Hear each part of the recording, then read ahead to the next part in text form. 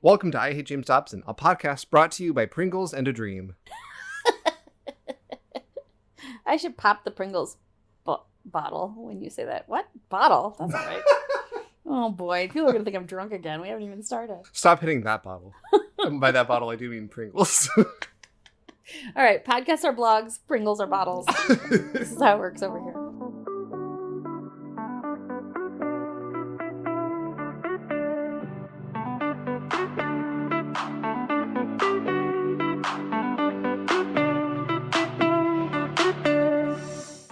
Hey everyone, this is Jake. 2 weeks ago, Brooke and I were invited to a performance of Benny Bingo and the Evangelo Kids, put on at the Annoyance Theater here in Chicago, and it was excellent. It's funny, it's heartfelt, it's like if Salty's The Singing Songbook was less insane, and I mean that in the best possible way. I cannot recommend the show enough. They didn't pay us to write a review or anything, they were just kind enough to reach out and invite us to their show. If you're a fan of our show, you would love theirs. And as far as I know, it is a limited run show, and as of today, April 14th, it's only around for 2 more weeks, so now is the time to get your tickets. And thank you to all those who work so hard on the show for inviting us and telling these stories. And now, on with our show.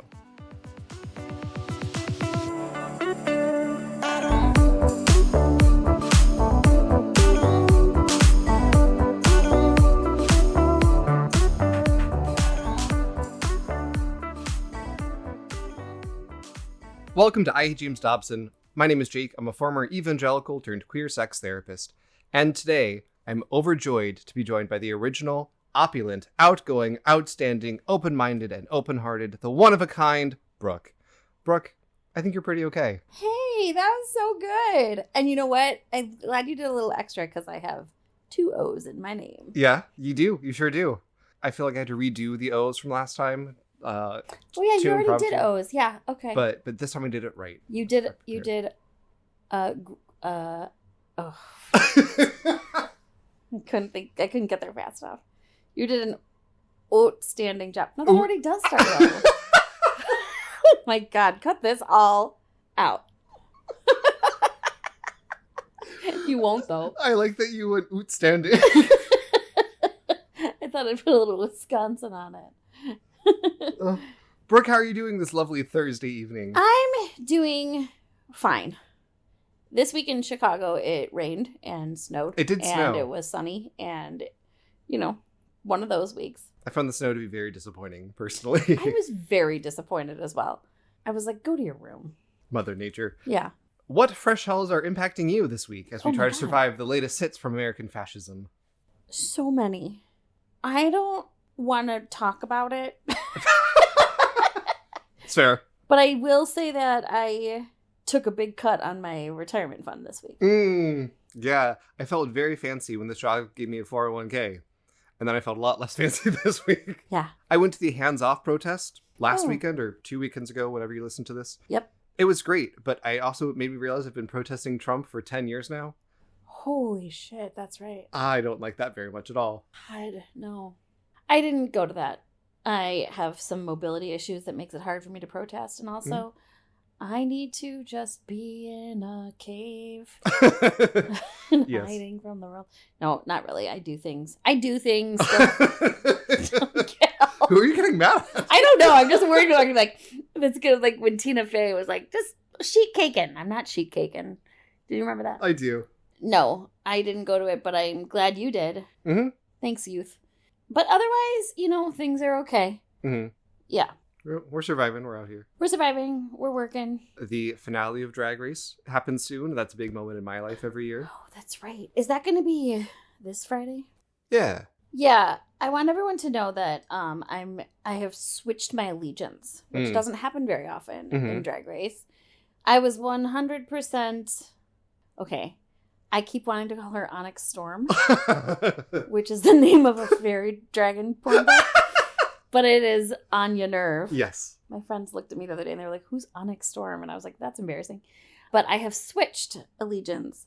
And I'm pretty much a Jewel Sparkle girl now. Fascinating. Yeah, I really like her. I've heard a lot of people express similar sentiments. And I went to the Cheesecake Factory. Uh-huh. And you know how it's like weird in there. Uh-huh. And he sent you a text because there was a lamp that looked like Susie Toot. I didn't realize that was at the Cheesecake Factory. I'll send you a picture for the blog. That's brilliant. Yeah. Shout out to all of the people on Drag Race who I'm sure do not listen to this blog. I bet that they do. And you know who I bet is a really avid listener? Onyx Storm. The dragon. So last time on this podcast, we took a detour to talk about my story of deconstruction, how I became an ex-evangelical. The reception has been great. Thank you to everyone who has sent their kind words and shared their stories. But that was like vulnerable and personal and gay shit, and that's not what we're here for. We are here for one reason: to talk shit about James Dobson. And talk shit we will. Yay. We are back again with another book straight from James Dobson's asshole. Our book today was originally published in 2000, Y2K itself. Oh, wow. Jake, where were you in the year 2000? I turned 3. Why do I even ask you that? I was living in Colorado, so right close to James Dobson. Oh, that's right. Yeah. Mm-hmm. I don't remember that. Apparently the Focus on the Family headquarters, you can like take tours there. Oh, and they have great. an entire like kids section built around Adventures in Odyssey, the audio program that they have. I've never been, but we're going. Oh, Jake's. Ooh. Oh, it's like when the witch gets water thrown on her. Put a pin in that for a little bit for next episode. Okay. All right. Okay. Dobson has always had this like narcissistic sense of self-importance. May I remind us all that he believes himself to be sanctified and holy. But that is like the headline of this book to me. This book, Dobson says, is, quote, the most critical topic I have ever addressed. And, quote, maybe the task for which I was born. Can I guess? Sure. Wait, say it again. Dobson says it is might be the task for which he was born. Hitting adolescence. Not that. He also says he's speaking for God. Quote, why should I depend on my own puny insight and wisdom when I can tap into the resources of the creator of families? What task is so important that God himself created James Dobson to speak to us? Our book today is... Oh, here it comes. Straight Talk to Men. Timeless Principles for Leading Your Family. Oh, God, I'm so scared. Okay. Okay, hang on. Straight Talk to Men. Yes. So this is about how to be a man. Yes. But it's not about how to be straight, necessarily. No, it is not how to be straight, Okay. but the kind of yes. I mean, yeah, but it's not like, this is not another gay bashing book. Nope. Okay, great. No, it's not like our, what does the Bible say about transgenderism episode. Okay, great. Straight Talk to Men. Yes. Timeless Principles for Leading Your Family. Oh boy, I'm gonna hate this. Yes. Didn't we already have one of these? He talks a lot about masculinity. Oh, good. We're gonna be talking about it quite frequently on the blog, I'm sure. I'm gonna try to take it from different angles though. Oh, okay. And he has different things to say. Great. Part 1 of this episode is that this is a very personal book. In some ways, it is the most personal book that we have read yet. The framing device of this book is James Dobson reflecting on his relationship with his dad. Ooh. He tells personal stories about his family and childhood throughout the book. At this point in my research, I'm getting a little bit tired of hearing the same stories over and over and over again, like how you should trick a teenager into performing female labor for you. But most of these stories in this book are not ones that I had heard before. Can I interject one really quick thing? Yeah. Like I mentioned earlier, I have some mobility issues. And the other day I was like, I needed to hire someone just to come over for like an hour to do, like, take out some trash and reach some high things. And I was like, but who's going to do that? Like, who could I really hire? And then literally I was like, maybe one of my friends has a kid that I can hire. And then I stopped and I was like, oh my God. I'm absorbing it. And I'm trying to hire a teenager and trick a teenager into... The things we hate most in others are the things we hate about ourselves. Okay, go on. I'm sorry. In this book, James Dobson recounts the last time he spoke with his dad before his dad died, for instance. It still has the good old-fashioned James Dobson narcissism all over it. Like we talked about, he says it's the reason that God created him. God apparently also told Dobby Boy, quote, you're going to write a book for husbands and fathers based on the life of your dad. The inspiration will be derived from his values, his dedication, and his walk with me. That's not like some feeling he got. He literally says God gave him this vision. God told him these things directly. Mm-hmm. So a little bit about James Dobson's family. He comes from a long line of preachers. His dad was an evangelist in the truest sense of the word. He would travel from church to church and town to town, speaking about Jesus and the need to repent. His grandpa was also a preacher, as was his great-grandfather. So 4 generations. Dobson is the 4th of 4 generations. And throughout the book, Dobson mentions the many ways that God specifically and literally spoke to him and members of his family. Quote, towards the end of his great-grandfather's life, the old man announced that God had made a very unusual promise to him. He was given the assurance that every member of 4 generations of her family would be Christians, including those yet to be born.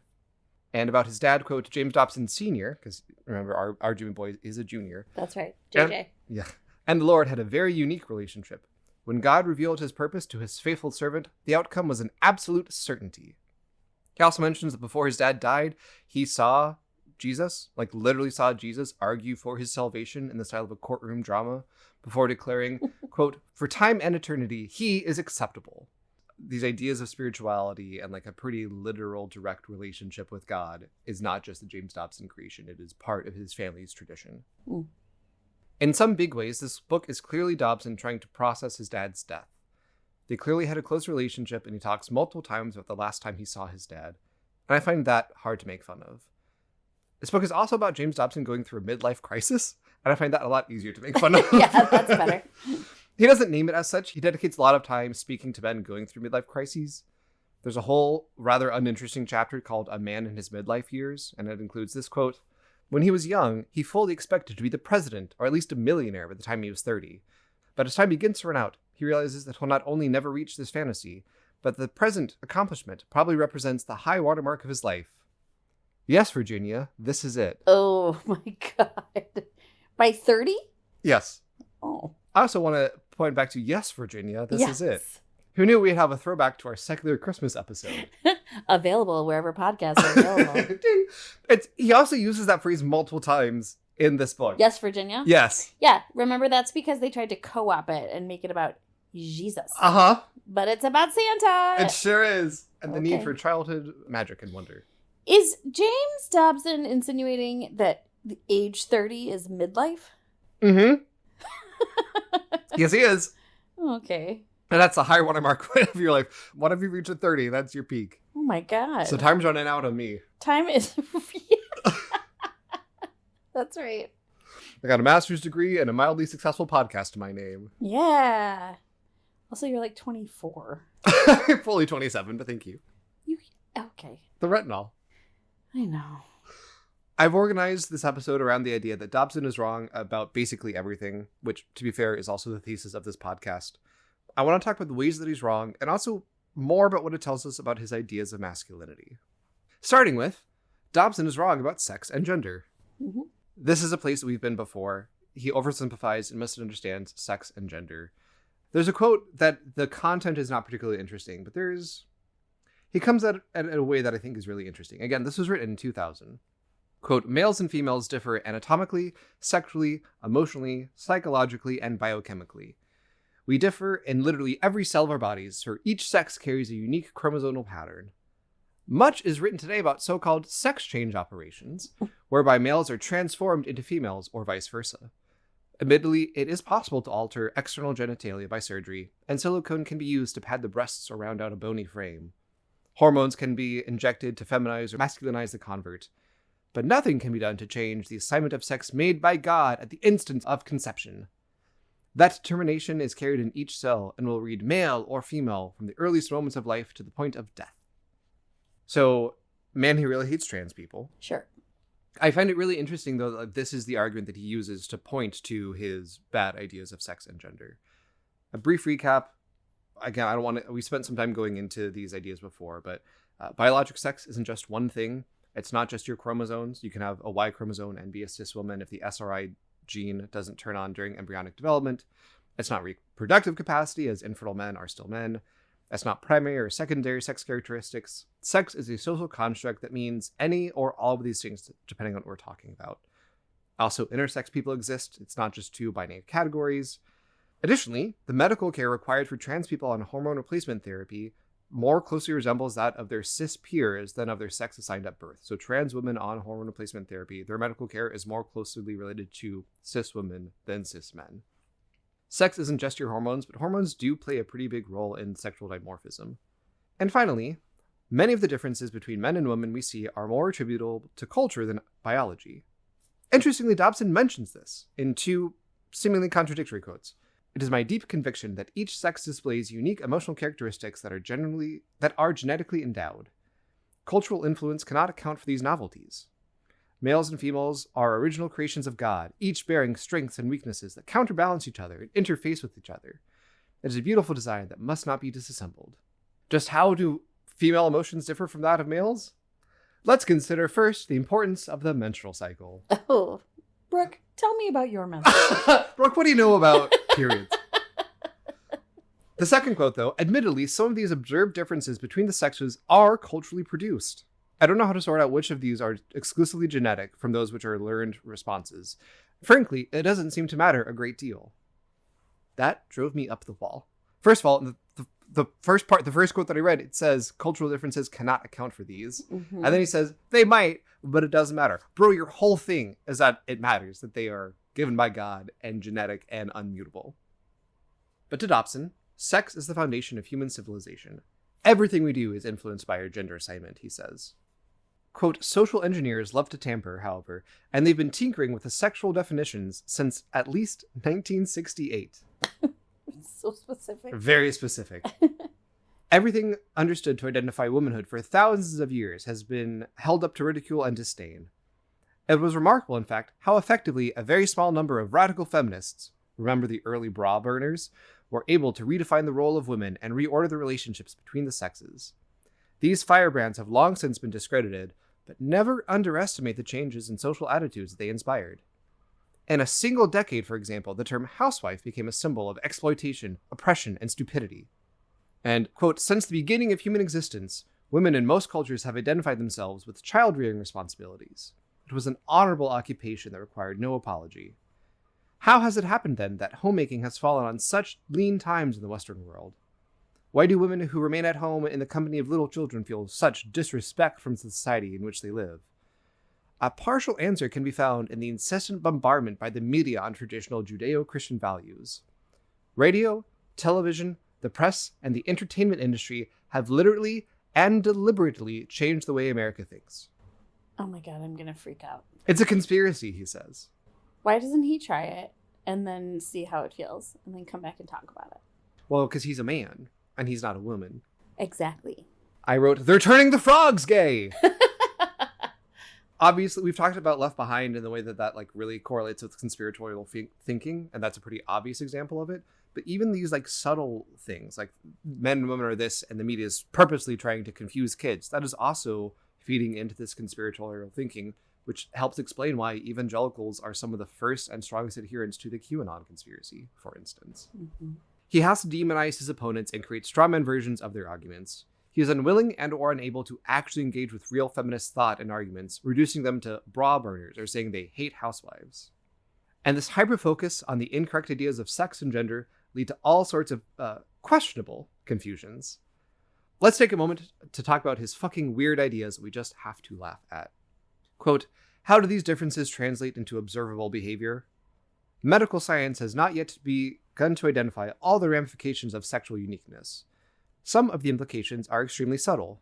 For example, when researchers quietly walked around high school and college campuses to study behavior of the sexes, they observed that males and females even transported their books in different ways. The young men tend to carry them at their sides with their arms looped around the top. Women and girls, by contrast, usually cradle their books at their breasts, much in the same way you would carry a baby. No. That's not why. And no, he said it's why. No. It's because the babies. No, it's a defensive position. It's armor. Especially when you are a young woman and you're just at the first stages of having everyone stare at you. Mm-hmm. I also imagine it's like a weight distribution thing as well. Mm-hmm. Whatever.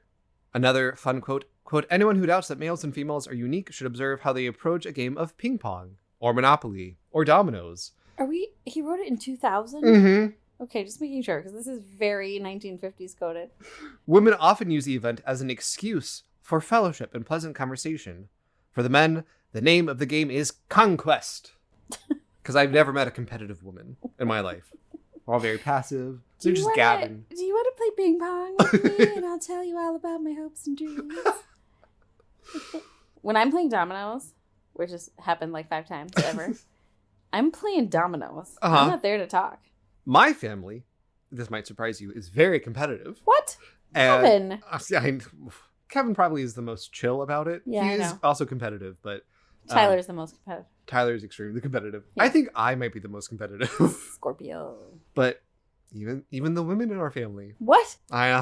Despite what James Dobson might say. Quote, perhaps the most dramatic differences between males and females are evident in their contrasting sexual preferences.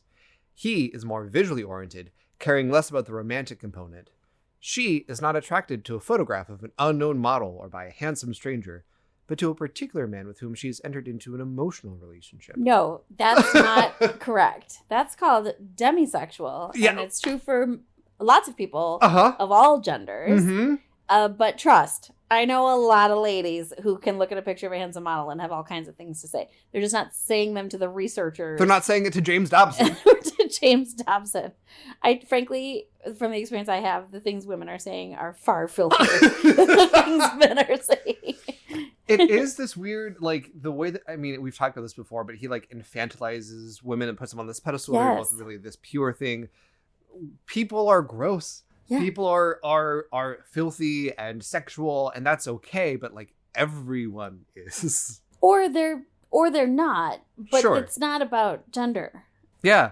I mean, I'm thinking not only about, like, sexuality, but I know some women of a certain age and a certain generation who, like, won't even, like, talk about pee in front of anyone because they don't want them to know that women pee. Right. Like bodies are just bodies. They're going to respond in these ways.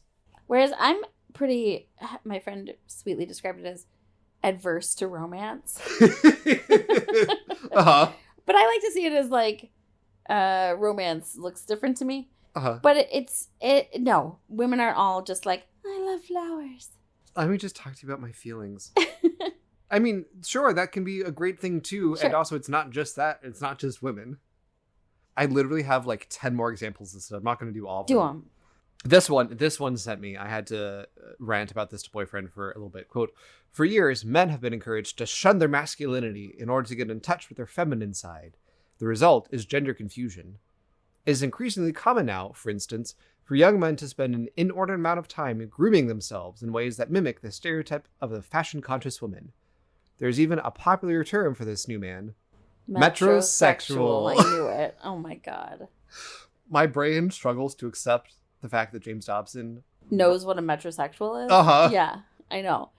Also, like, the idea that, like, men developing just empathy, learning how to wipe their ass, combing their hair, like, that all of this is gender confusion as opposed to just, like, general kindness and hygiene. Okay. Also, he loves to, like, look back at historical stuff and say, like, men back in those days were so... The founding fathers wore wigs. Yes. And powdered their faces. Yes, and pink silk pedal pushers. Also, I lived through metrosexuals. Yes. I was in my 20s. I was right in it when it was happening. And we did joke around about it a lot. Sure. But the outcome is that to this day, there is a much different sort of men, as far as I see, have a much different appreciation, all men, for taking care of themselves, right? Mm-hmm. And not just their looks, but, like, self-care, all that stuff, right? And enjoying it, because why would it just be for women? Absolutely. Right? One of his things is, like, it mimics a fashion-conscious woman. Men, especially conservative men, care so much about how they look. They don't look great, but they're going for that look on purpose. I went to high school in an area that was, like, they love to cosplay as people who actually lived out in the country. And so many guys had a bunch of camo, despite the fact that they didn't ever go hunting. Right. That's caring about fashion. Yes. Also, like, nowadays, I think because of what was going on in 2000, like, nowadays, it doesn't surprise me at all to see men getting a manicure or a pedicure at a salon, you know, and it's not weird. Some just get, like, their hands taken care of, some get polished, whatever. Like, why not take care of yourself? Mm-hmm. Like, because that's gay. Oh, right. It's feminine to care about hygiene and your body. Yeah, weird. As you were saying, a lot of it's just, like, basic self-care. Right. Like being able to get a manicure and take care of your nails. Your nails need to be taken care of. Or if you just want to look nice, or if it just feels good to do that. Yeah. If you truly believe your body's a temple given to you by God, wouldn't you want to help maintain it? Also, all those Trump boys are doing all of that. Absolutely. Give me a break. Donald Trump is the most make-up person I've ever seen in my life. That's right. That's right. Fundamentally, for Dobson, the difference in human sex is the basis for his systems of hierarchy. He tries to deny it, or at least denies the resulting oppression, speaking from both sides of his mouth. 2 quotes here. Quote, "Being different from men does not make women inferior to men. Males and females are original creations of God, each bearing the strengths and weaknesses that must be counterbalanced and interface with each other. It is a beautiful design that must not be disassembled. They're different, separate but equal." Except not at all equal. Quote 2, "Because of the fragile nature of the male ego and a man's enormous need to be respected, combined with female vulnerability and a woman's need to be loved, I feel is it a mistake to tamper with the time-honored traditions of a husband as a loving protector and his wife as the recipient of that protection. Because 2 captains sink the ship and 2 cooks spoil the broth, I feel that a family must have a leader whose decisions prevail in times of differing opinions." And it must be the man. It must be the man. Yeah, they're not equal. You built a whole system where the man is the top. Yeah, women aren't inferior to men, and they just shouldn't be allowed to make any decisions. Yeah, and they should come second. Yes. Which is also known as being inferior. Mm-hmm. Okay, got it. They're not actually inferior, just in every practical sense of the word they are. Is it possible that James Dobson is kind of a hypocrite? What? What? Now that you say it, now you point it out, you might just be onto something. All right, I'll research it a little bit. The last point of this section, a man's enormous need to be respected. Put a pin in that. Mm-hmm. Part 3, James Dobson is wrong about feminism. Just by volume of text, this book is as much an anti-feminist text as it is a book for men. There is a chapter called What Happened to the Women's Liberation Movement, and it is bonkers. Quote, "The general public quickly realized that anger between the sexes and lesbian ideologies, even the Equal Rights Amendment, were not in society's best interest." This chapter, other than that quote and the little section at the end, is a reprint of an article from Newsweek by some lady named Kay Ebling, as a woman who lived through the 1990s. The section is titled "The Failure of Feminism." And she's a woman, so, Dobson will listen to her at this point because it proves his point. Quote, "Today I see feminism as the great experiment that failed, and women of my generation, its perpetrators, are the casualties. Many of us, myself included, are saddled with raising children alone. The resulting poverty makes us experts at cornmeal recipes and ways to find free recreation on the weekends. At the same time, single men from our generation amass fortunes in CDs and real estate ventures so they can breeze off on ski weekends. Feminism freed men, not women. Now, men are spared the nuisance of a wife and family to support. After childbirth, if his wife's waist doesn't return to 20 inches, the man can go out and get a more petite woman. It is far more difficult for the wife, now tied down with a baby, to find a new man." I didn't hear a single thing. I went to another planet. Oh, don't worry, we have more quotes from this article. Oh my god. I do find it interesting, though, a lot of the quotes in this general person's arguments, a lot of the things that she is saying are things that men's rights activists nowadays point to as misandry, as ways that women are fucking over men. Mm-hmm. Right? She's saying it sucks that women are burdened with kids when men leave. Men's rights activists would say it's unfair that women automatically get custody over their kids. Mm-hmm. Dobson doesn't care about these contradictions as long as it makes his point, and he'll casually dismiss them as long as something else proves his point later. You said this article's from the 90s? Yes. Yeah, the 90s were a weird time for feminism. Mm-hmm. Like, just really still a lot of anger about it, mm-hmm. And I remember my dad used to listen to Rush Limbaugh, mm-hmm. and he had an especially, gross word for feminists. Mm-hmm. And my dad would, laugh and listen to it with, me in the car. And it didn't occur to me until I was an adult. I'm like, how did he reconcile that in his head? Mm-hmm. Listening to that with his daughter. It's weird. Well, because I don't know about your dad specifically, but it's this abstracting of feminism. Feminism is these bra burner dyke types who just hate men to hate men and will do whatever, as opposed to feminism is about the project of trying to find equality and undoing systems of oppression. Right. And also the total offense of women hating men when the entire world is built on men hating women Mm-hmm. and not being able to like recognize that at all. Mm-hmm. What kind of wild. Another quote from this article. Oh, good. Quote, feminism gave men all the financial and personal advantages over women. Yeah, it was feminism that did that. Feminism gave men financial and personal advantages. I don't even know what to say. I don't even understand. This is clearly a person, and they talk, I don't have these quotes, but like she clearly like went through a pretty significant divorce and I was just about to separation. say. Okay. She talks about it in the article. I don't include the quotes here. And a lot of it is clearly just like a hurt person talking about their experience. And I don't want to minimize that experience. Mm-mm. But one anecdote does not a broader system negate. Right. Hurt people, Jake. Wow, that's wise. You should write that down. Quote, women should get educations so they can be brainy in the way that they raise their children. Women can start small businesses, do consulting, write freelance out of their home. But women don't belong in 12-hour-a-day executive office positions. And I can't figure out today what made us think we'd want to be there in the first place. As long as that biology is there, women can't compete with men. It just doesn't make any sense. I think this person feels burdened by the fact that they have a child and how Yes. that has impacted their career. I feel like it's one thing like for us to just like make jokes, but I think the serious thing that both of us are hearing is like our therapist brains Mm-hmm. are hearing. It's very like new client coded to me. Yes. Right? What do you mean by that? I agree. Like, and said with love. Yeah. Like, I love new clients, but it's like the stuff people say the first few weeks of therapy where it's kind of rooted in anger or hurt Mhm. or a sense of injustice, right? Yeah. And not everybody, but it just can be. And it's sort of like, oh, okay, like what's going on for me right now is like, oh, interesting. I'm hearing a lot of unspoken stuff and we're going to really explore it. Yeah. Right?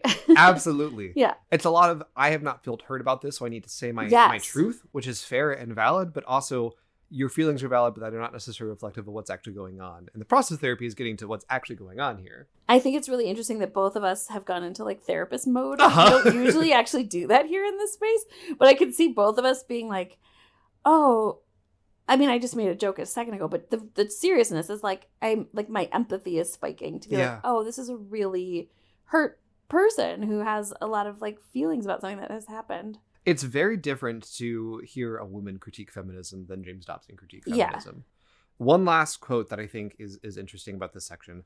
Quote, the economy might even improve if women came home, opening up jobs for unemployed men who could then support a wife and children, the way it was pre-feminism. Clearly just a person who is feeling like left out on their own devices, Yes. struggling. And my point earlier is like, that's feminism that did that. It's capitalism. That's capitalism that did that and patriarchy that did that. It's you are being exploited, and that feeling is correct. You are out on your own, and that Right. sucks, and I hate that for you. But it's not feminism's fault. No. Right. And also anything where it's like all women, all men, like splitting it up that way, like no, some Mhm. women, some men, there's a, there is not anything wrong with being a housewife, and also there's not anything wrong with going and working a 12-hour day. And it's not necessarily a competition No. between women or between women and men, Mm-hmm. really. Feminism is about giving people, specifically women, the choice to do these things. Right. Yeah, and the reason it doesn't work sometimes is because the system is not set up for women. The system is set up for men. So they're Mhm. not equal, James Dobson. Yeah. We talked about first versus second order change before, but Right. sometimes the project of feminism or individual feminists will try to like just recreate patriarchy, but with women on top or women built into the system in different ways. And that's ultimately just not going to work because patriarchy is a bad system that hurts everyone. Right, If you're just recreating it, you're recreating its same flaws. right. Dobson also talks about feminism, and I want to Oh, move good. to that because that's a lot easier to make fun of, and we don't have to be in therapist mode. Okay, phew, let's go out of it. He begins his critique of feminism with a little thought experiment. Oh, Imagine, by some magic, a delegation of yesterday's husband and fathers being transported through time to visit our day and witness the conditions that Western men have come to tolerate. The conversation between then, perhaps 1870, and now might go something like this. And then it's just a list of observations about modern society. It's both bigoted and boring. But there's a couple examples that stand out to me. Specific warning for sexual assault. Quote, 1 in every 5 college women is raped on campus, usually by someone they know. What? They would reply in disbelief. That is worse than a wartime experience. What is being done to stop it? Very little, I'm afraid. But James Dobson really has it set up like a little play. Yes. He has it set up like a play, and also just two hypothetical people talking back and forth. But from different times. Yes.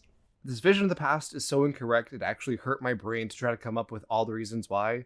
But in essence, Dobson is saying that masculinity and gender politics from the 1870s were better for women, in large part because it protected them from gender-based violence.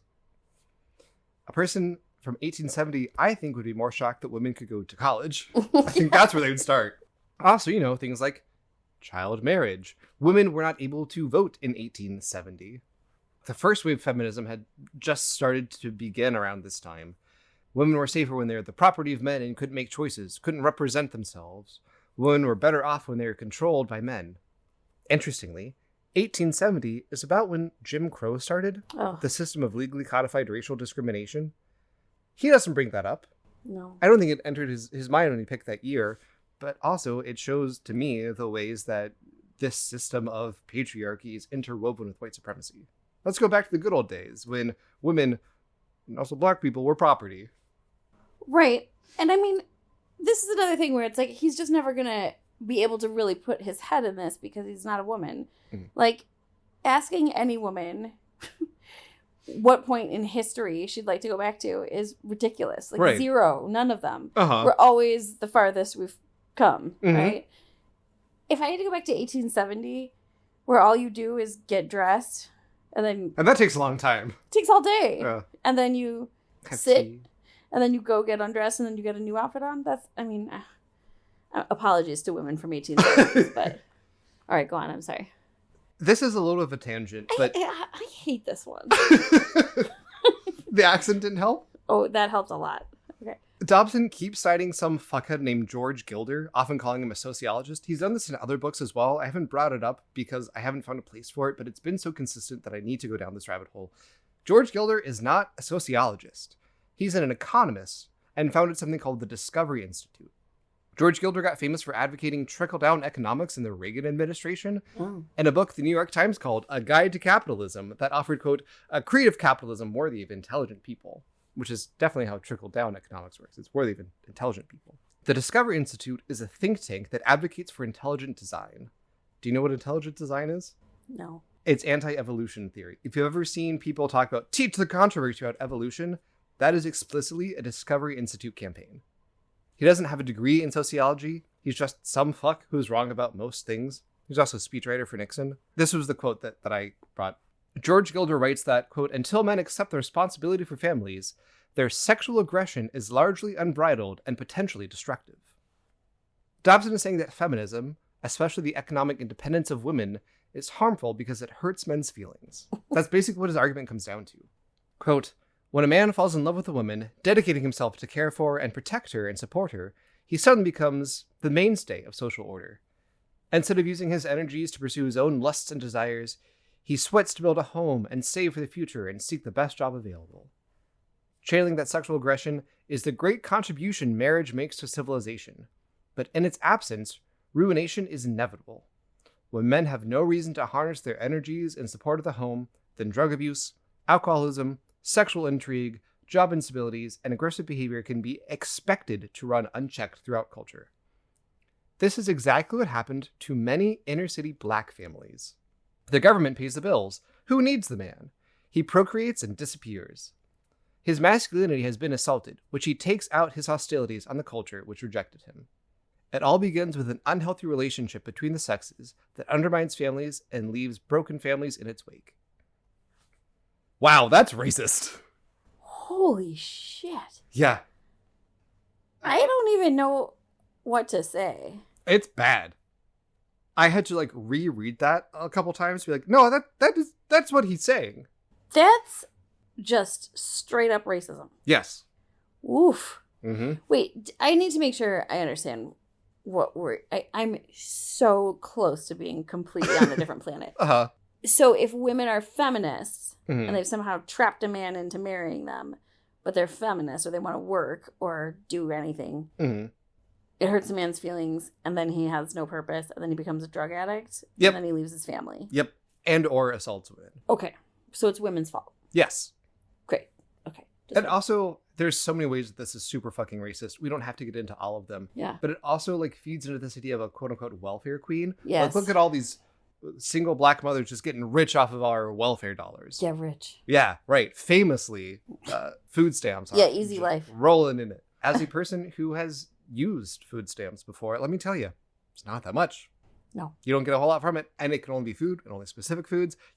I am fortunate because I am not a married person. I have no kids. You can't buy diapers with it. You can't buy clothes with it, like things that you might also actually need. You can't buy with food stamps. I know it's different everywhere and for everyone, but from what I have understood, it's like $200 to $300 a month. Yeah. Mm-hmm. Which is not a lot. No. It's not being rich, is what I'm saying. Absolutely not. Ugh. Dobson is saying men must dominate their families to protect their, quote, enormous need to be respected. Otherwise, they will turn into criminals and assault women. Something that absolutely didn't happen in 1870. Also, as we've said, it's important to note how this book about masculinity also has clear policy implications that just so happen to benefit rich people, like cutting government assistance. He doesn't say that's what we should do. That's the implication, the pretty clear implication. Because we have this welfare state, it's hurting men. So the solution is to get men back to work and cut their benefits, pull yourself up by your own bootstraps, etc. He really just hates women. Yes. And this is the last quote, and it's, quote, an agitated woman rants and raves and cries and complains. Her depression is perpetual, destroying vacations, holidays, and the months in between. I hate him. I hate James Dobson. Part 4, James Dobson is wrong about parenting. Well, no, he's right about parenting. He's wrong about racism and sexism. Yeah, but parenting he's got, yeah. He hates the children's rights movement, which he is also wrong about. For starters, he says it's a new political force. It isn't. In the Enlightenment, people started thinking about human rights, which extended to the rights of kids. A guy named Thomas Spence wrote a book called The Rights of Infants in 1796, so before his magical idea of 1870. Wait, he hates the children's rights movement? Yes. Like working laws and stuff for children? Interesting. Oliver Twist, my next example, is written in part to humanize children who were exploited by awful child labor conditions. The first formal charter to set out the rights of children was drafted by a British dude in 1923, and the UN adopted the Declaration of the Rights of the Child in 1959. All of this to say it isn't new. Dobson cherry picks quotes and misconstrues things to try to say this is a new radical movement trying to take your kids away from you. Quote, the first major triumph for the children's rights movement was achieved in Sweden in 1979, when it became illegal for parents to spank or otherwise punish their children. Oh, God, he loves a spanking. Mm-hmm. Punishment is not illegal. Hitting them is. That is a thing that is illegal in Sweden, yes. Dobson even quotes the law, quote, any act for which the purpose of punishing causes the child injury or pain, or even if the disturbance is mild or passing, is illegal. Which is true. Dobson says the intent also prohibits psychological punishment, such as scolding, sending the children to the bedroom, withdrawing television rights, and similar humiliations. The law does say you should not humiliate the child. That is true. But he makes up and extrapolates these examples. Sending a kid to the room is allowed. You can't lock them in the room, for instance. Sweden's law is meant to try to have parents treat their kids with respect and dignity like human beings, because they are. You are not allowed to hit your kids. You aren't allowed to humiliate them. Types of punishment typically are more about positive reinforcement, but also timeouts, natural consequences. Communication and setting clear boundaries are much more common approaches to discipline in Sweden. Mm-hmm. He really hates the Declaration of the Rights of the Child, which he calls the culmination of the child rights campaign. What it actually is a statement codified by the UN that says things like children have a right to their own identity, an official record of who they are, which includes their name, nationality, and family relations. Or children have the rights to give their opinions freely on issues that affect them, and adults should listen and take children seriously. The government should provide money or other support to children from poor families. Children have the right to be protected from doing anything that is dangerous or bad for their health, education, or development. If children work, they have a right to be safe and paid fairly. Things like that. Yeah, and you can totally cut this, but I just think it's really interesting. A lot of laws and things went into place to help kids, like child labor laws, especially kids like in Hollywood. Yeah. And they have not yet figured out how to transfer that over to like social media. Mm-hmm. So like family vlogs and things like that where kids are getting super exploited now and working hard. And they are mostly super Christian evangelical families. They sure are. They absolutely are. Mm-hmm. This is how Dobson describes it. Can there be any doubt that the objective of these extreme children's rights advocates? They do not merely wish to weaken parental authority, they wish to kill it once and for all. Ultimately, its adherents wish to replace the ancient wisdom of Judeo-Christian system of values with the humanistic notions of the 20th century. His main argument is things like the Declaration of the Rights of the Child to take away kids from their parents and give them to the state, to the nations. And to Dobson, children belong to their parents. They are the property of their parents. That is the heart of this parents' right movement that sprang up in response to the children's rights movement and is still an animating force in our politics today. Isn't Dobson, what's his license? I don't know what his license, I don't think his license anymore. No, but what was it? I don't know. Also, it was California in the 70s, so licenses have changed. I think it's just a clinical psychologist. Okay, because it sounds very like anti-social work. Oh, definitely not social worker. No. He got a PhD in child development, and so I think it's more like a clinical psychologist. Okay. Today, the United States is the only country in the world not to ratify the Declaration of the Rights of the Child. Only one in the world. Because of people like James Dobson and James Dobson specifically. More about parenting. There's multiple stories where women can't control their kids and boys. A dentist tries to corral a kid into the chair to get dental work done. Quote, "Son, I told you to climb to the chair, and that's what I intend for you to do." So in response, the kid threatens to take off all his clothes, and then does. The dentist says, okay, and does the cavity filling anyway, but keeps the kid's clothes after he leaves. Quote, "Tell your mother that we're going to keep your clothes tonight. She can pick them up tomorrow." So the kid has to walk down the halls of this dentist's office, buck-ass naked, to his car, naked with his mom. The next day, the mom comes back to pick up the clothes and says, quote, "You don't know how much I appreciate what happened to you yesterday. You see, Robert has been blackmailing me about his clothes for years. You've been the first person to call his bluff, and the impact on his life has been incredible." And the dentist was a friend of Dobson, so clearly it's a true story, right? Yeah, and then 20 years later, we'll see little Robert in therapy. Talking all about his mother and how she took him home naked. I mean, what kind of a story is that? This is bananas. I can't tell this is the most bananas book yet. It's a lot. I can't tell if he's lying or... Of course he's lying. Or it's just this is the woman cutting the meat story again. Well, definitely the mom's remarks are fake. For sure. But also, like, if that's real, the dentist was acting real weird with the kid. Yeah. If a kid says, "I don't want dental work done," and they're threatening to take off their clothes, I don't care if you want to call their bluff. You can't do it then. I think it's like just an actual nightmare Dobson had once. Like, I'm in this dentist chair and I'm naked and I'm 5 and I'm getting dental work done. Like, my brain's melting. There's another story. It's about a woman going to mechanic and her son Mark is acting up. The mechanic has had enough and eventually says, quote, and this is a direct quote, "Please, for Mark's sake, discipline him. He will thank you for it later. Buy a copy of James Dobson's book, Dare to Discipline." Ciao. Parentheses, Tyndale. "For Mark's sake and yours." He puts the publisher in this quote. I can't. I can't. I love that it's a quote and also a plug. This would be like if I was telling a client I'm working with my religious trauma right now. It's really hard, but I have a podcast. I Hate James Dobson, available on iTunes. This is like from outer space. 2000 to me is like the sweet spot for Dobson of he has lost contact with all reality. Absolutely. But also he is in his wits enough to say just outlandish shit and fully believe it. Wait, can you read the mechanic quote again one more time? Yeah. "Please, for Mark's sake, discipline him. He will thank you for it later. Buy a copy of Dr. James Dobson's book, Dare to Discipline, parentheses, Tyndale, for Mark's sake and yours." I want that on a mug. Parentheses, Tyndale. As we know, Dobson thinks that spanking is a critical tool in parenting. It's basically child abuse if you don't hit your infants. And we've talked about this in many ways, but it's pretty remarkable that the thing Dobson is known for, family and parenting advice, is also the thing he is so obviously wrong about. Part 5, in this book about masculinity, remember, Dobson is wrong about emotions. Chapter 17 is called A Man and His Emotions, and the main argument is that we're all too emotional nowadays, which is definitely a problem that men have. I mean, actually kind of, but, quote, we live and breathe by the vicissitude of our feelings. And for many, the depression of the lows is significantly more prevalent than the elation of the highs. Reason is now dominated by feelings, rather than the reverse as God intended. And he goes on to say that overly emotional people lack self-control. Quote, we are living in a day when we are being encouraged to release our emotions, to grant them even greater power in ruling our destinies. Even in the 90s, we still see evidence of the selfishness of prior decades, urging us to go for it, to give free rein to these urges within.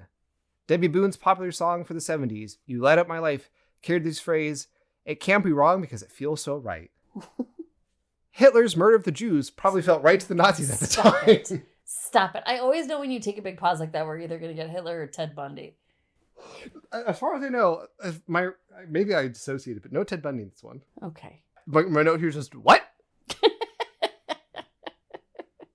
Also, another Nazi quote, compare the instability of such individuals, sensitive snowflakes today who want to feel good all the time, with the attitudes of the German families near the close of World War II. Every night, 1,000 British bombers would unload their destructive cargo over Hamburg and Berlin and Munich. By day, American planes would do the same. Loved ones were dying on all sides. Neighborhoods were shattered and burned. Little children were maimed and killed. There was not enough food to eat, and the water was polluted. The fabric of their lives was shredded. Yet historians tell us that the morale remained intact till the end of the war. They did not crack. They went out the business of reordering their homes and making the best of a horrible situation. The Germans expected to sacrifice and experience suffering. They were, therefore, prepared for the worst when it came. But we are vulnerable to the slightest frustrations because we have been taught that troubles could be avoided. We have permitted our emotions to rule us, and in so doing, we have become mere slaves to our feelings. So he would prefer that we conduct ourselves a little bit more like the Germans did in World War II. We could all say to be a little bit more Nazi-esque is what Dobson is saying, yes. Holy shit. This stuff like this is why when I say, like, he's kind of a Nazi, it's not me just, like, making an exaggeration or, like, what,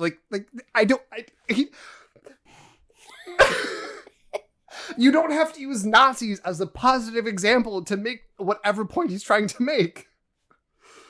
Also, like, when you don't have enough to eat and you are being bombed and children are dying in the street, it is okay to have some feelings about that. It sure is. I actually think it's important to. Uh-huh.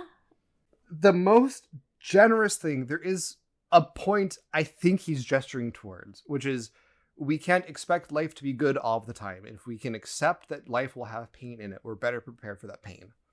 Sure. You don't have to point to the Nazis as a positive example to do this. Also, this is another one of those black and white things where it's like, either you have to have no feelings or you are like literally either you're a Nazi or you're just like a bumbling emotional baby, yeah. Right? And then it's like, well, what if you're just like a person who has reasonable feelings? Yes. I don't understand why it's so extreme. Can we do something else? Nope, there's more. He lets men off the hook for their emotions or lack of emotions in weird and intense ways. He tells a story of his dad preaching one day and stepping on a cat's tail, but he doesn't notice it and just keeps on preaching. I hate this story. Quote, the story typifies many modern marriages. The wife is screaming and clawing in the air and writhing in pain, but the husband is oblivious to her panic. He's preoccupied with his own thoughts, never realizing that a single step right or left could alleviate the crisis.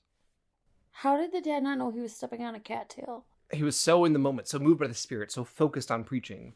He later goes on to say, I thought an ambulance was just going by outside or something. Oh, well. Another story that may or may not have happened, and it gets intense. Quote, I once counseled a woman approximately 2 weeks after she was released from the hospital. She attempted suicide by swallowing pills in front of her husband. Quote, he did not respond. When she realized he had no intention of rescuing her, she pulled herself together and drove to a nearby hospital. Got treatment, got better. The day he brought her to my office, more than 2 weeks later, he made his first comment about the event. As he walked around the car to open the door, he said, I want you to know that you nearly scared me to death a couple weeks ago. Readers might find it difficult to believe that this man loved his wife, but it's true. His lack of attention to her need was related to a potential business failure that made it difficult for him to give to his wife, or even hear her cries. He was facing a crisis of his own, which often occurs in disintegrating marriages. So he's not critiquing this guy. He frames him as pitiable, sure, but he's not critical of him. It's not his fault he didn't react to his wife's attempted suicide. He was, like, really busy at work, you guys. Are you mad at me? No, I'm mad at James Dobson and just hurt people, as I once. So the wife trying to kill herself is the screaming cat? Yes. And the man so caught up in his failed business venture is the pastor. Yep. Okay. It's this, they just don't know any better. He's just a will guy vibe. I'm just not down with. It validates a, like, learned helplessness. And according to Dobson, it's hopeless. Quote, a man raised in a day and age when little boys were taught to withhold their thoughts and feelings. Children are to be seen and not heard, said his parents. He can't remember being hugged or praised, and everybody knows boys don't cry. So he learned his lessons well. He became tough as nails and silent as the night, but in so doing, lost touch with his emotions. Now, he cannot be spontaneous and affectionate, no matter how hard he tries. It just isn't within him. What do you want? He identified the right problem, but says that's just how it is. Quote, a leopard cannot change its spots, and an unromantic, non-communicative man simply cannot become a sensitive talker. Which, as a couples therapist working with emotionally backed up straight men, yes, they can. Yes, they can. They absolutely can. Also, I don't even think you have to be that in touch with your emotions to not act like a stoic asshole when someone is committing suicide in front of you. Yes. But, okay. Quote, let me speak plainly to the wife of the busy but non-communicative husband. You cannot depend on this man to satisfy all of your needs. You'll be continually frustrated by his failure to comply. Instead, you must achieve a network of women friends with whom you can talk, laugh, gripe, dream, and recreate. Why did I even become friends with you? It's the dimples. It is the dimples. You are pretty cute. There is something meaningful to be said about the isolation of women under a patriarchal system and how it benefits no one and hurts everyone, including men. I do think women should be able to have networks of friends. Of course. And yes, friends with other women. Everyone should have networks of friends. But his answer of, like, let women make friends feels limited. Like, yes, having a community is amazing. Building connections with other people who have shared experiences and values is great. But this inherent gender segregation is not something I'm down with. And also, the man can learn to talk. The husband can also step up. You can learn to communicate your emotions. You can learn to get back in touch with your feelings. That part of you never dies. This chapter is long. Here's the only part where Dobson talks about how men's emotions have been culturally limited. Quote, much has been written about the need for men to get in touch with their feelings, to be willing and able to cry and love. Their suggestions are valid. My father, who symbolized masculinity for me, was a very tender man who was not ashamed to weep. I am certainly not suggesting that men display phony cheerfulness when they are dying inside. Nevertheless, there are dangers in permitting emotions to rule our minds.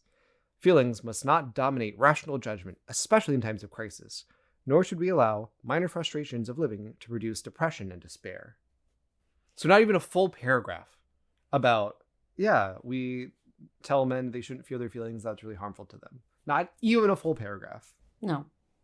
We're therapists. We deal with emotions. Let's talk about that for a second. This section is titled, What's the Truth? There's actually really compelling research that men have a greater difficulty expressing their emotions compared to women. There's even a name for this that I did not know before doing research for this. Male normative alexithymia. Alexithymia means without words for emotions.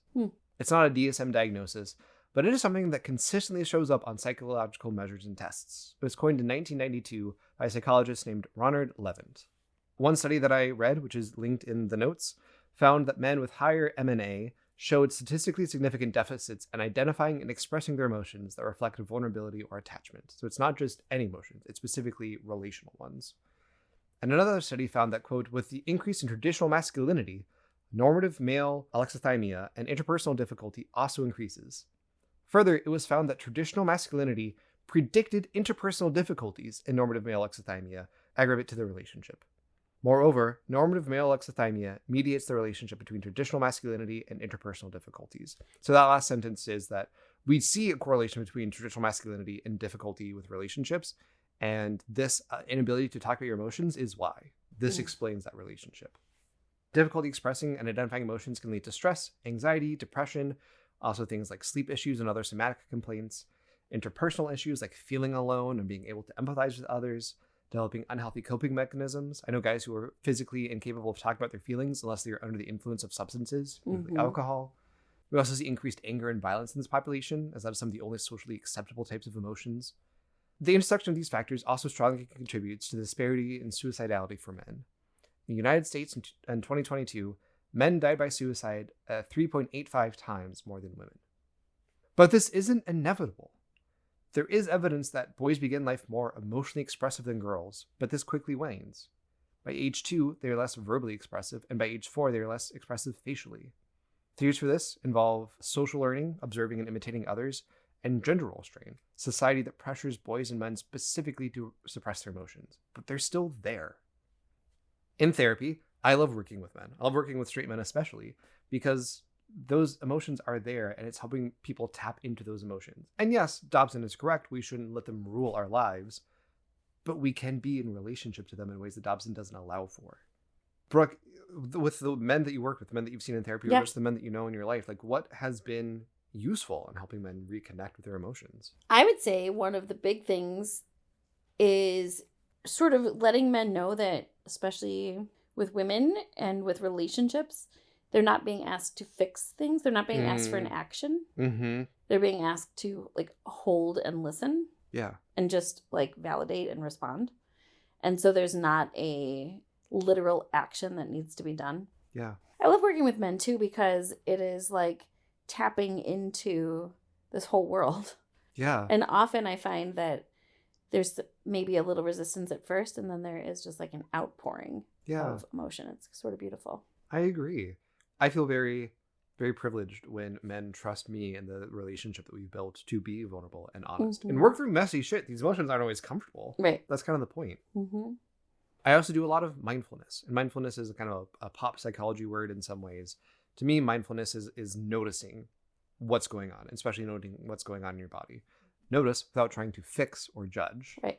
How do emotions feel in your body? When you feel angry, what happens? Does your chest get tight? Does your face get hot? What happens when you're sad? What happens in your body when you're happy? Right? Noticing these things can help us tap into our emotions a little bit better. One thing I hear a lot from clients, but I would say particularly men, is what do I do with it though? Right? And so it's like, okay, I notice this feeling. I'm understanding that I have this feeling. What's the point of noticing it? Yeah. Right? And it's such an interesting question, because it's like just to like allow it to be true. Yeah. Just to know it about yourself. I think sometimes that is it. Also, sometimes there are things to do, right? You feel sad, you can go cry about it. Right. You're feeling angry. Typically, anger is more of a surface level emotion. Right. There's something underneath, but like maybe you do need to express that anger safely, but maybe you need to go scream into a pillow or go boxing at the gym, right? There's ways to get that. I've said this before, but emotions aren't problems to solve. Right? Recognizing that you feel sad, and then it's not what do I do to feel better. It's how can I honor this sadness in my body? Yeah, self-compassion. We talk about that a lot. Something that I see kind of speaking to what you're saying earlier with men is this like need to fix. Also feels like if they're unable to provide a solution, feels like a personal failure and a slight. So there's this like intense need to like prove themselves. By just listening and holding space for people, it also is saying like, maybe it's not about you. Maybe actually what you can do to be a great partner is just listen. Say, man, that sounds really hard. I'm sorry you've had such a bad day. Can I give you a hug? Right. That makes such a difference for their partners, but also for them. It takes such a huge pressure off of them. Also, I think finding models of masculinity that are more positive. I've talked before about how I really respect the masculinity that I see Kevin embodying. Yeah. I also have an example here of Aragorn, son of Arathorn, from Lord of the Rings. Okay. You know, I don't know what that is. He is, I'm going to say a bunch of shit that you don't care about. He's the guy from Lord of the Rings who is the king. And so Return of the King, book 3, movie 3, is him reclaiming his place. He's strong. He fights in battle. He kills stuff, but also he like cares about his friends and cares about the people that he's king over and wants to like do right by people. He's empathetic. He's vulnerable while also being like strong and sexy. That's cool. By the way, I learned this week that fantasy and sci-fi are really different. And my book club is now reading a sci-fi book, and all I can hear is bleep, bleep, bloop, bloop, bleep, bleep, bleep, robots, spaceships, bleep, bleep, bleep, bleep. I guess it depends on the sci-fi. What sci-fi? It's called, I'm sure it's very good. I'm like 4 pages in, so don't come for me. It's called Children of Time. Okay, I'm not familiar. Yeah, well, it's about 900,000 pages long. Mm-hmm. That sounds sci-fi. And there doesn't seem to be any fairies or dragons. There is some good sci-fi smut out there. Yeah, I think this is going to have spiders eventually. And... like in a sexy way? I don't know. I don't like that. I don't know. Okay. I know there's space spiders, and I know that there's like math. No, that's sexy. There's like science and math. I don't know. I'm a big fan of Ursula Le Guin. Yeah, you're Ursula Le Guin. Yeah, I love Ursula Le Guin. She's a really fantastic sci-fi writer. I seriously read 6 pages of this book, and I had to text my friend and be like, can you explain to me? I was like, are they the spiders? She's like, no, those are people. And I was like, so hard. So if anyone has read Children of Time, which I think is the title, please fill me in before June 1st, because that's the book club. Oh, this will come up before then. Okay, great. Thanks. Tweet at us. Don't tweet. I'm not on. We're technically on Twitter. Twitter sucks. Blue Sky at us. Email us. And when Jake says us, you're only ever reaching Jake. I don't do any of this. I'll pass anything. I'll pass the email I don't along. read anything. I don't look at anything. You see the stuff I show you. Jake very sweetly sends me any nice things that people say or funny things that people say. Yes. And all you haters, I don't see the rest. The very last bit for this part of like how men can better understand their emotions is to be in community. Yeah. To build other relationships with people, especially men. But again, capitalism is the enemy here. It can be so hard for anyone, especially men, to find in-person communities. I don't want to denigrate the value of long-distance friendships. My partner has a lot of friends he talks to mostly through playing games online, and that can be such a valuable way of connecting. But you also do need to have in-person friends too. Mm-hmm. Physical touch and making that not a huge stigma thing, getting a hug from a friend can go a long way. Also, shared activities like playing sports, whatever, like finding those communities can be really important. We're almost done, but part 6, even when he's right, he's wrong. One of his main points, which has some accuracy, is that many married men do not make their families a priority. Usually their work is. Quote, toddler and elementary school years should be seen as fleeting opportunities. Yet this priceless period of influence often occurs at a time when fathers are the least accessible to their kids. They're trying to establish themselves in their occupations, racing and running, and et cetera, et cetera, et cetera. He also quotes the song Cats in the Cradle. Oh my God. I can't handle basketball, metrosexual, Cats in the Cradle, James Dobson. It's so 90s. He's also already talked about this. Yes. I know so much about James Dobson now that I know all... He talked about it in one of the other books. That dads have to get there before they grow up. This is basically his main point about what's wrong with men these days. They spend too much time at work. That's and I do think in some ways that is a valid critique of how it's going to...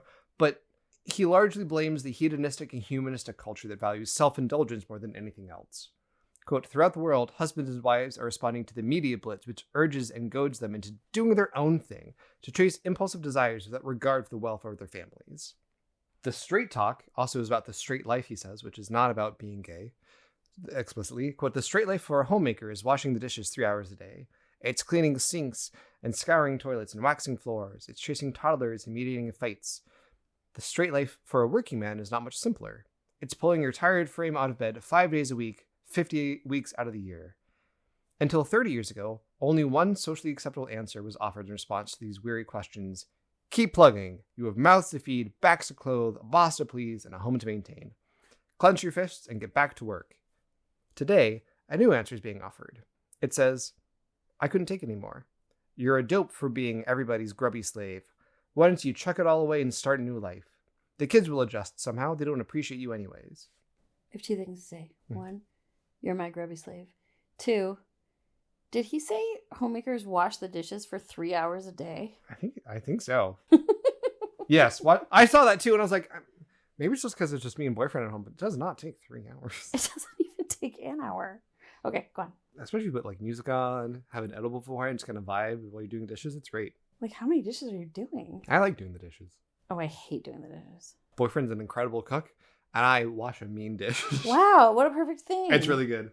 I'm good at folding the laundry, so if nice. Anyone wants to marry me and they're great at cooking and doing the dishes and vacuuming and getting tall things and cleaning the windows and the floors. But also living in their own place. And also living in their own house and not being overly romantic. That would be great. Honestly, work.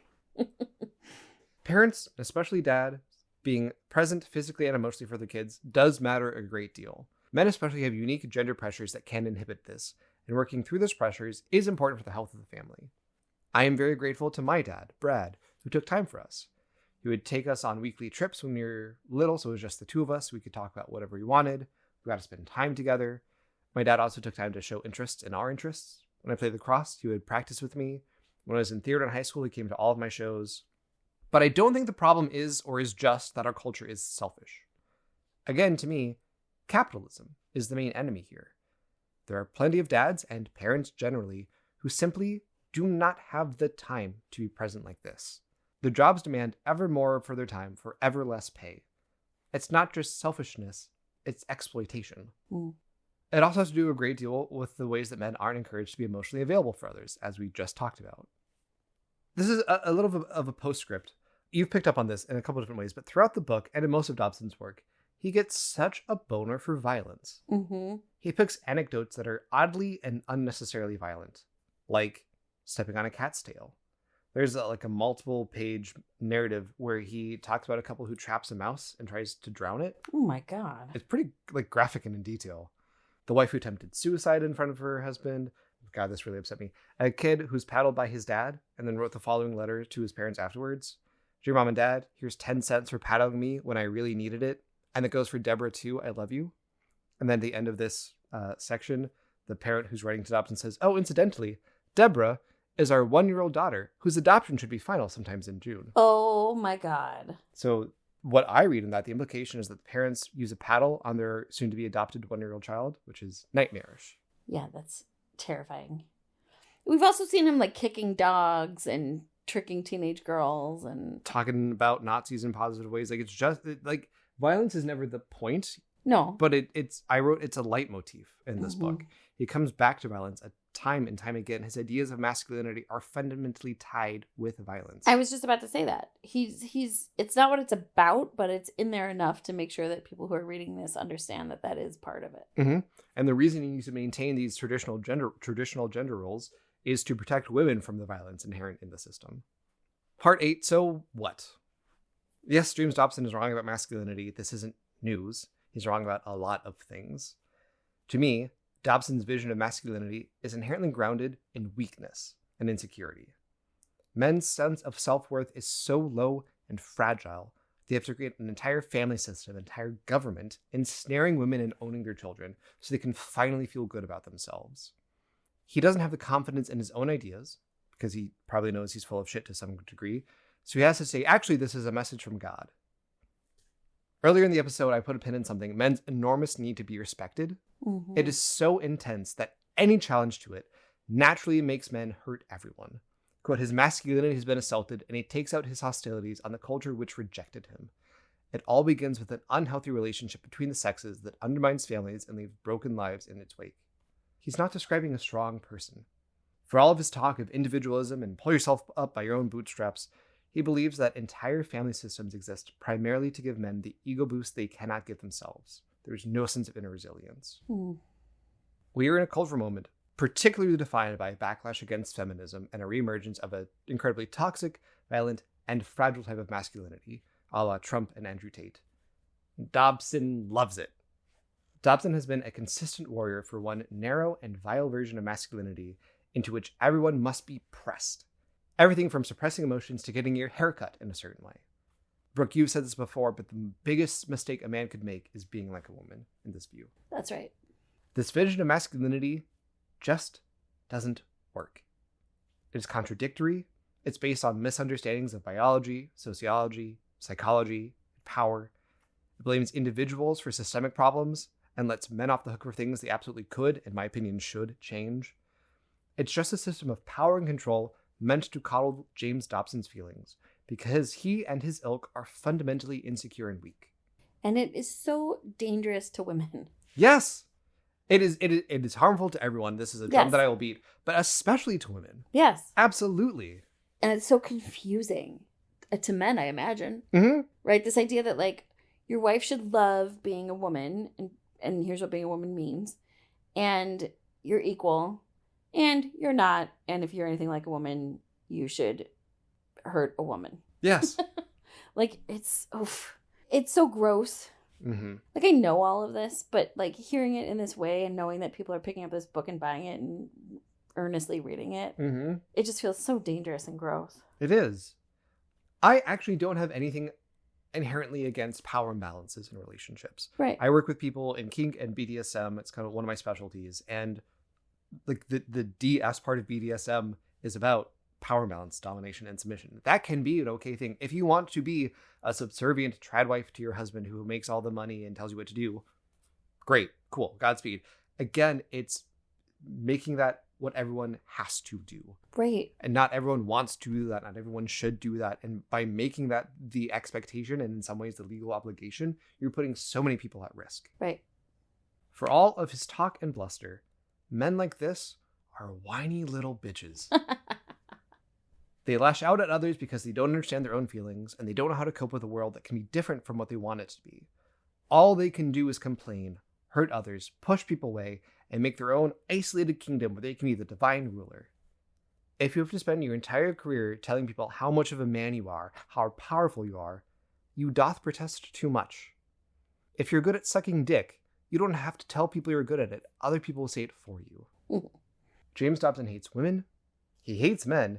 Really, he hates people. And Brooke, I fucking hate him right back. And he hates himself. I think so.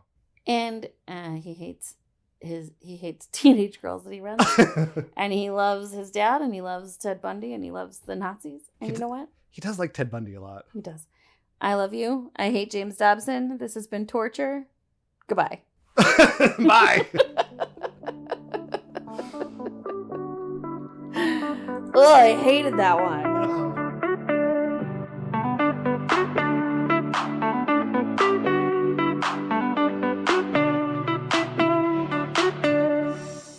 I Hate James Dobson is a labor of love, written, recorded, edited, and produced by me, Jake.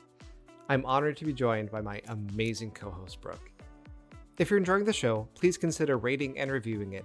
And if you want to connect with us more, you can find us on TikTok, Instagram, YouTube, Reddit, and Blue Sky at I Hate James Dobson, and unfortunately still on Twitter at I Hate JDobs. If you want to email us, you can do so at ihatejamesdobson@gmail.com. Special thanks, as always, to Drew, Lindsay, DJ, and Jack. Our theme music is by Mood Maze, and the song is called Trendsetter. Thank you for enjoying the show.